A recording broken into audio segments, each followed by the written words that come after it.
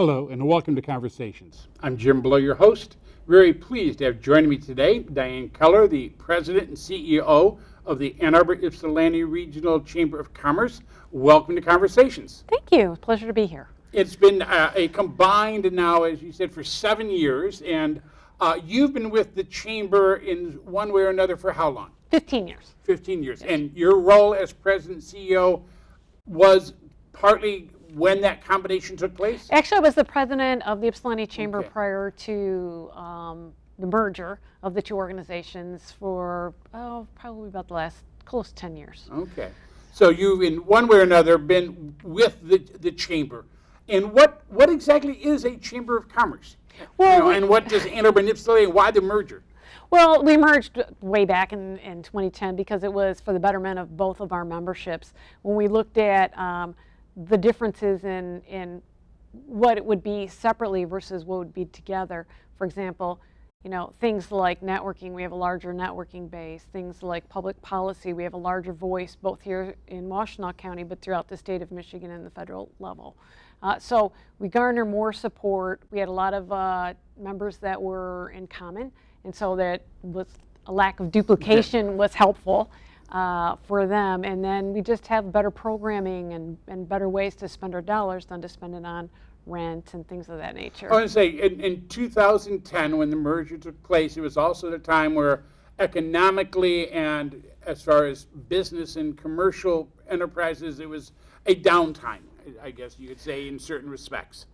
Yeah. Did the merger, part of it was to sort of help bring a stronger voice, you say, in economic ways with a larger group?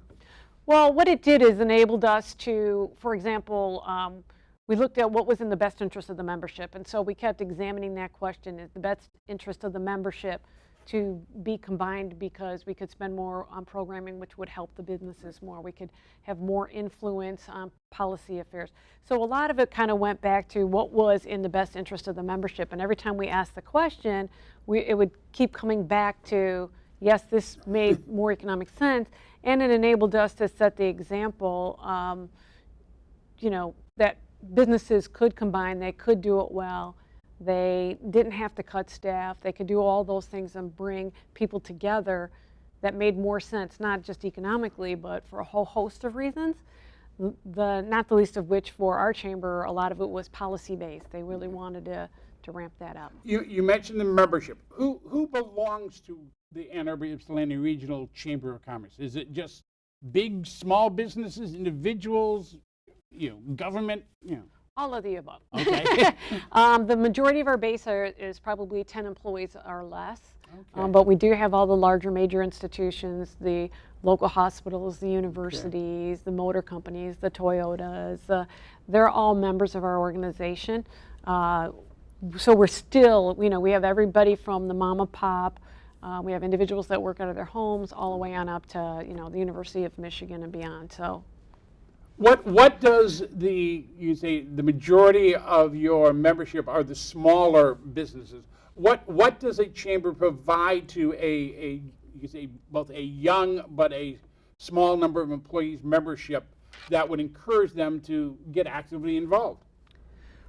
Well, we've done a number of studies to find out what the smaller businesses are looking for. For a lot of them, it's networking. They want to be able to meet individuals, not just their size, to meet larger corporations and to meet financial institutions, or they need help from service industry.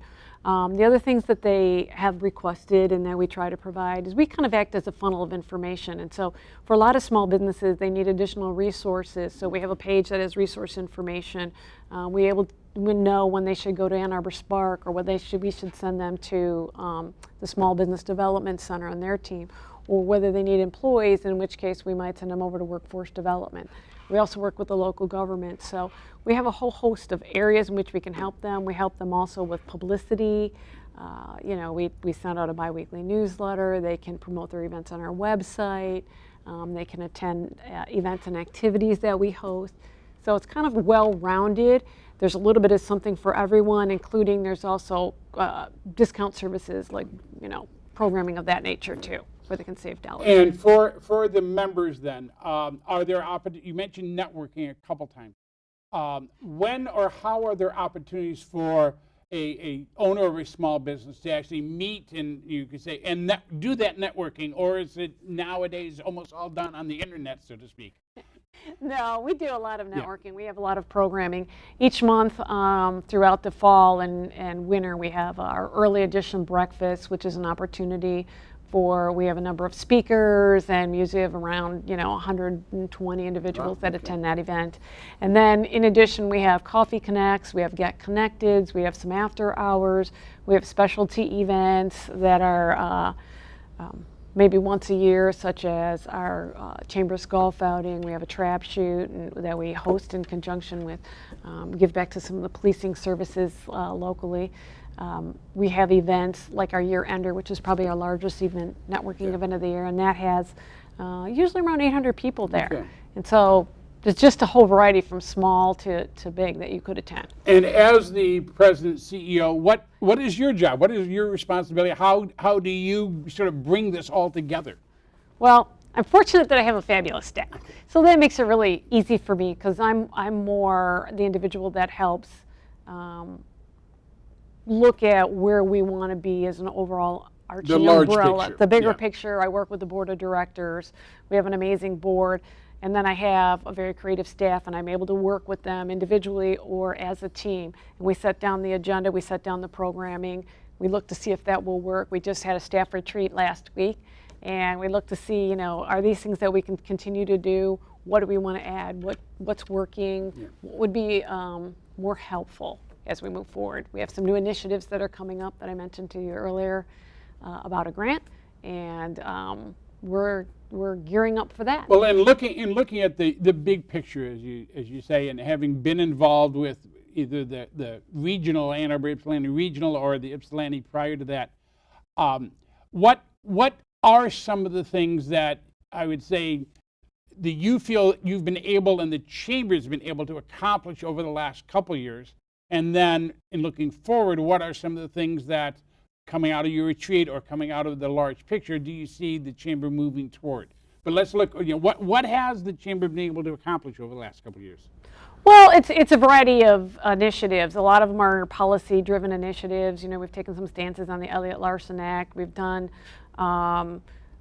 had some what we refer to as our impact events, one of our larger policy events of the year. Some of that centered around education, schools, some talent initiatives revolving that.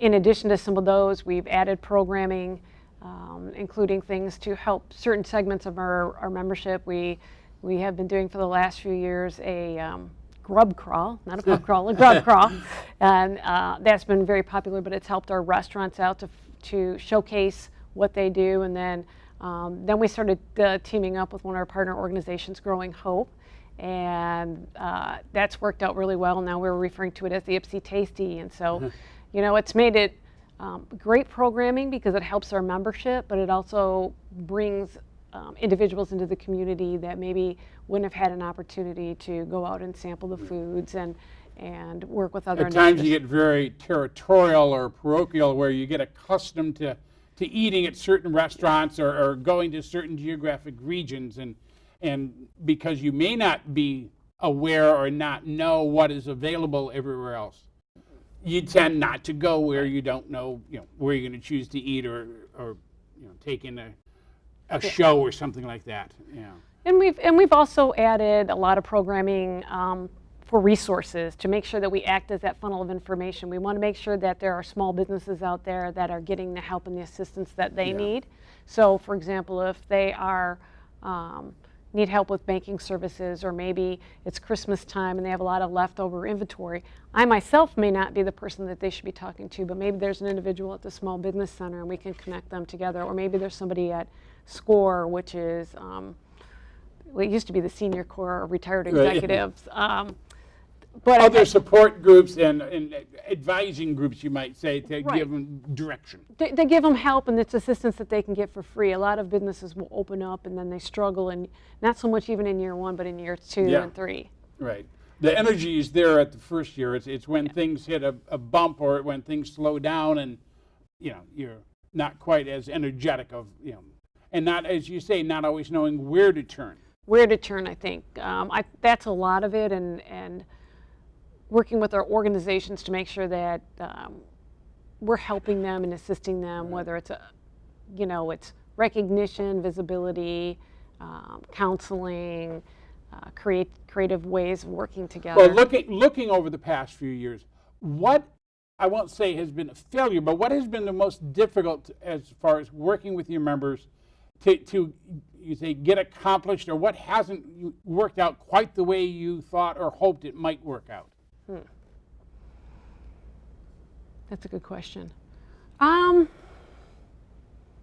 think the hardest thing for us in the chamber world is being in Washtenaw County. There are so many choices for individuals.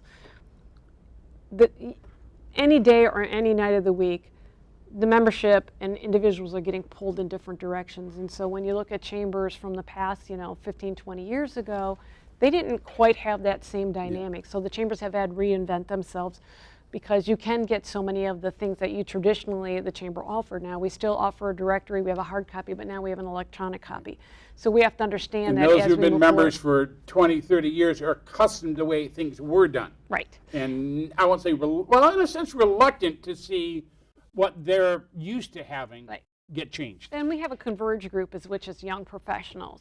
And so we understood, as we started looking at our demographics and looking at our membership, that we needed to make sure that we attracted members of all variety. We really worked on demographics. We've worked on, locale, are you on the east side or the west side of the county? We've looked at young or older. We want to make sure that we have a good variety. We believe that's really important here in Washtenaw County in particular, but here is our chamber, because we are a very diverse community, and we really put an emphasis on making sure that we're inclusive, and we try to get everyone involved. And sometimes that younger demographic was missing from some of our events. Now we're working that. Yeah, we're getting, because we got to get the next generation of leaders. Right. We want them all to be a part of it. Well, we're going to take a short break, come back. You mentioned a grant and looking to the future of what both you as the leadership and the chamber as a whole, looking over the next year or two and looking even 5 years down the road. Ask our viewers to stay with us. We'll be back in just a moment.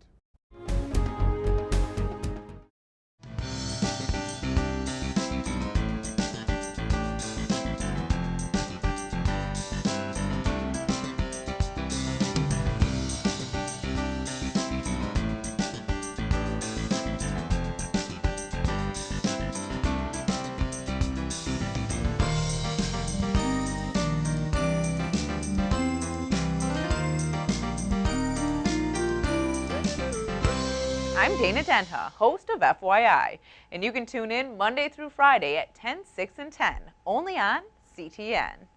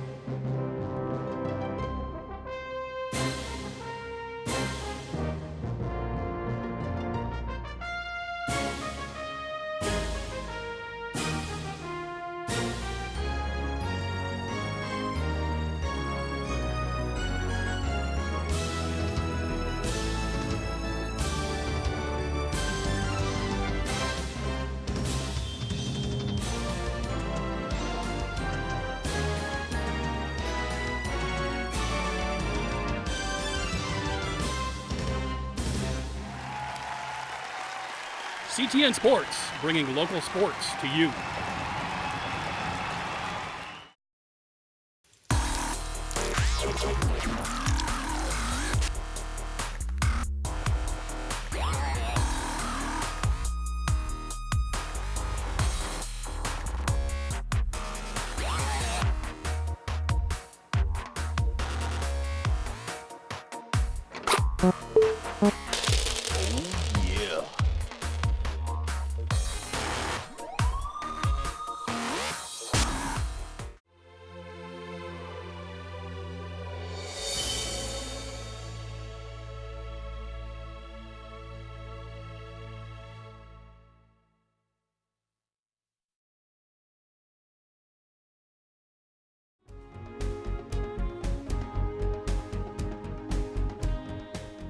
Hello, and welcome back to Conversations. I'm speaking today with Diane Keller, President CEO of the Ann Arbor Ypsilanti Regional Chamber of Commerce. You mentioned that you have just finished with the board and staff a retreat and looking, I would guess, more to the future in certain respects. What do you look forward to in the, let's say, over the next year? What are types of things that you would like to see the chamber move toward? Well, we have a new initiative. We just had a staff retreat last week. And I think the biggest thing that we are looking towards is this grant that we received. So, where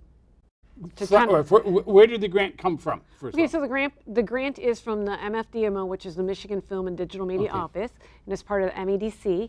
And it's actually, we're one of 5 chambers. It's called the Creative Chambers Grant.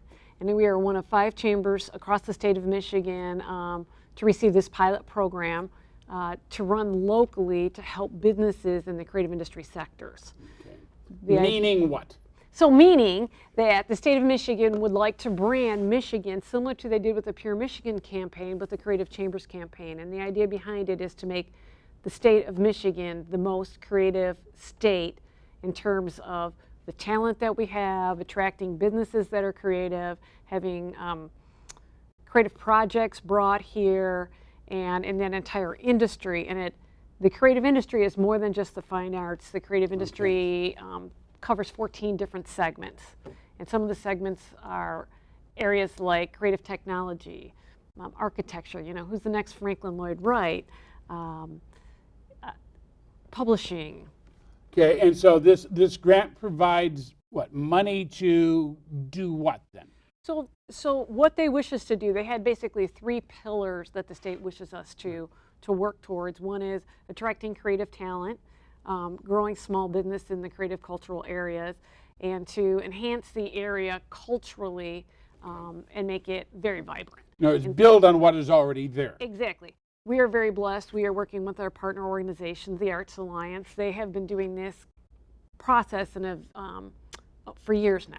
And my kudos and hats off to their CEO, Deborah Pollack. She and I have been working together, and we look forward to starting this process. So we've got a number of initiatives that we're looking at, but we're also looking at how are we going to spend the funding. Right. So the funding is $250,000 over the next 3 years. This is the first year. And then in the next 2 years, after that, what we're looking for is we're going to host a series of focus groups coming up. The first one is going to be hosted on September 28th. And on September 28th, that we'll host organizations. Okay. So within that are related to this creative, artistic community within Ann Arbor Ypsilanti region. Right. So we would ask our partners such as, the Convention and Visitors Bureaus, Ann Arbor Spark, the Arts Salon. Those organizations, we will ask them to come to the table and ask them what do they need, what do they think the community needs in order to accomplish these 3 goals. And they may come up with a list of 10 items, and out of those 10 items, maybe 5 things kind of hit the buckets of what the state wants. We want to grow this talent so that the companies can continue to recruit and we can have those individuals here. We've got so many tech companies and they need this creative talent. We've got so many arts organizations that make us culturally vibrant. And that's how do you bring them all together to build on each other as opposed to just necessarily competing or trying to do the same thing over and over and over again? Right. So what we're looking at are who are those businesses that are in year 3 and in year 4. They got started the first couple years, they're doing fine, but they really need to grow. So they may need, they may have and be able to answer the needs of some of the other corporations who may not even think about it, and vice versa. Maybe Or they even need, be aware if it's a small group that's working within a small entity. right. Maybe, you know, they have a particular digital media platform that works for them. Maybe there's a film and creative projects. Maybe somebody is a cartoonist. Yeah. You know, there's all kinds of ways that the creative culture can be enhanced and brought together. Then the idea is to utilize this platform to grow our community, to grow the jobs, to enhance projects, to enhance businesses that want to come to the state of Michigan, in particular our region. So one of the purposes of this grant, if I hear you correctly, is partly job retention and creation, Correct. related to a more artistic, creative areas as opposed to manufacturing or opposed to other forms, unless that is brought in through this Creative industry, right. So if you were in a manufacturing corporation, but you were manufacturing goods and services that were creative in nature, or you needed to hire somebody to create and design the widget, there's a lot of designers that are necessary and needed. Or maybe you're in a creative technology, you need to your company is a manufacturing company, but you need to develop an app for user purposes, then you could do that. Okay. And so the idea is, oh, I need this, I'm a manufacturer, but right over here is a list of individuals who can do some of those things, and let's bring these traditional businesses together with the creative businesses more fully integrated. So you mentioned a focus group beginning end of September. Correct. And beyond that, what direction, how do you see the chamber and this use of this grant progressing? Well, we're going to do a series of focus groups, and then from those focus groups, there are some similarities that are going to come out of all of them. Hopefully, yes. So some of the things that we're hearing, anecdotally, for example, is there are a lot of individuals that are actually 1099ers. They're working out of their homes, or they have full-time jobs and they're doing some of their creative talents. They'd like to make them. They'd like to make them grow their business. They don't know how to do it. So we're going to do some programming with the Small Business Development Center, working with Etsy, and there's going to be Etsy's going to come in and they're going to do some training. Now on that being the beginning of next year, probably. no, the Etsy. Etsy. Oh, I'm sorry. Etsy is a website that a lot of small businesses show their wares, produce their wares, and then through Etsy, it's a more creative website. So it could be that they're making soap. It could be that they're doing jewelry. It could be they're making purses. It could be anything. Any host of. But they don't items. have to have their own website per se. They can take advantage of what is already there. Correct. And so they're going to show them how to do that, and the chamber would, maybe we'll buy the special camera so they can come in and get quality images of their products and services and learn how to truly utilize the system to grow their business.